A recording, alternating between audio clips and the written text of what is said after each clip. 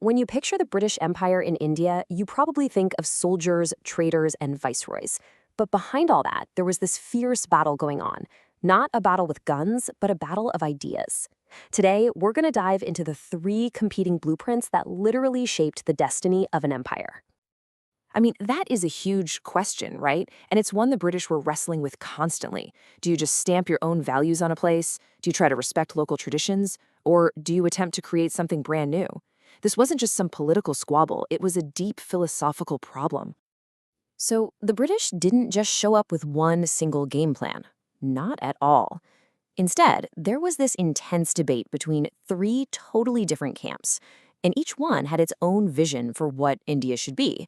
And this clash of ideas, it ended up shaping pretty much everything. All right, first up, let's talk about the conservatives. Their whole approach can be summed up in two words that almost sound like they contradict each other: respectful paternalism. Respectful because, believe it or not, they had a certain kind of admiration for Indian culture. But paternalistic because they absolutely saw themselves as father figures who had to guide a people they felt couldn't guide themselves. And this wasn't just some abstract theory cooked up in a classroom. No way. This idea was pushed by some of the most powerful people of the time. We're talking governor generals like Warren Hastings and massive political figures like Edmund Burke.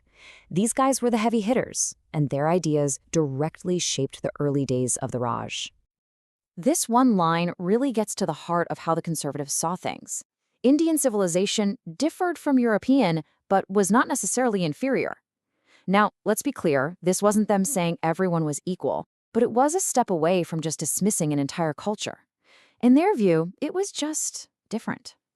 So what did that look like in practice? Well, their whole approach was about being cautious, super cautious. They figured, let's introduce Western ideas, but let's do it slowly, piece by piece. They were terrified that if they moved too fast, it would cause a huge, violent backlash. So their strategy was basically, don't rock the boat. But that whole respectful vibe, yeah, that wasn't going to last. A new, much more aggressive attitude started to take over: the imperialist school of thought. And their philosophy wasn't about respect at all. It was about criticism and, ultimately, control. This timeline really shows you the shift in thinking. You can see how that conservative view was on top in the late 18th century. But then, right around 1800, this new, aggressive imperialist attitude starts gaining ground. And hot on its heels, another challenger is about to enter the ring: the radicals. Just look at the difference here. The language is night and day. Where the conservatives saw a society that was different, not inferior, the imperialists came in and said, nope, it's static and uncivilized. This wasn't a small disagreement. This was a complete and total rejection of the old way of thinking. I mean, the imperialist critique was brutal. They basically said Indian civilization couldn't move forward on its own, that it was static. They called local customs barbaric, they said the institutions were all corrupt, and they dismissed Indian philosophy as just plain unscientific. It was a complete intellectual teardown of a whole culture. And here's the real kicker. This wasn't just an academic debate. This worldview had a very clear political purpose.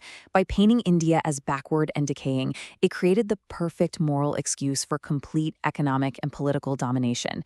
It was the justification they needed. But wait, there was a third group in this whole debate: the radicals.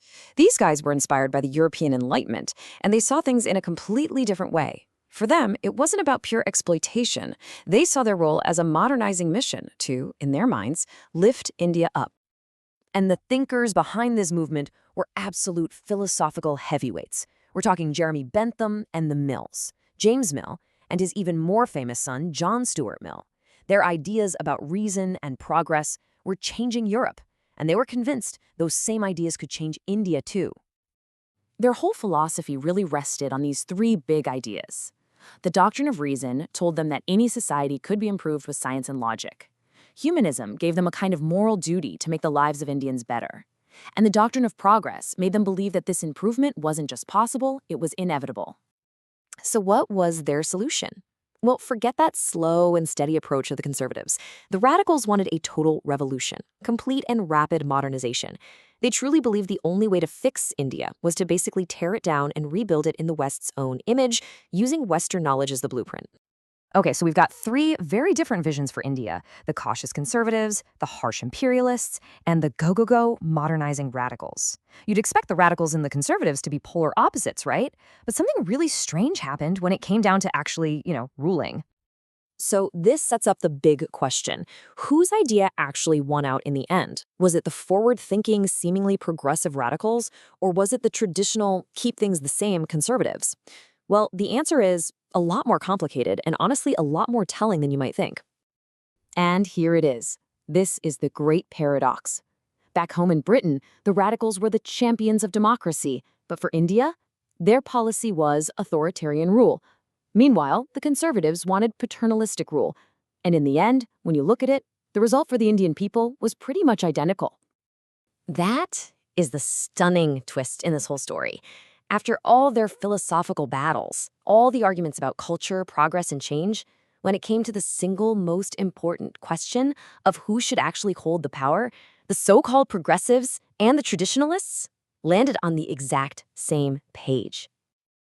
And that page was called paternalism, the belief that the British should rule India the way a father rules his children, with total authority, making all the big decisions, and this is the crucial part, keeping the children, the Indian people, completely out of running their own country. This quote just lays the contradiction bare, doesn't it? The great champions of liberty and democracy deviated from their beliefs when it came to India. They argued for an authoritarian system because they were convinced that Indians just weren't ready for the very principles they claimed to value most. So in the end, these three competing ideas all ended up leading to the same place, an authoritarian system that gave them the intellectual cover they needed for an empire. Which leaves us with a pretty heavy final thought. What echoes of these 19th century attitudes, of paternalism, of so-called civilizing missions, can we still see around us in the world today?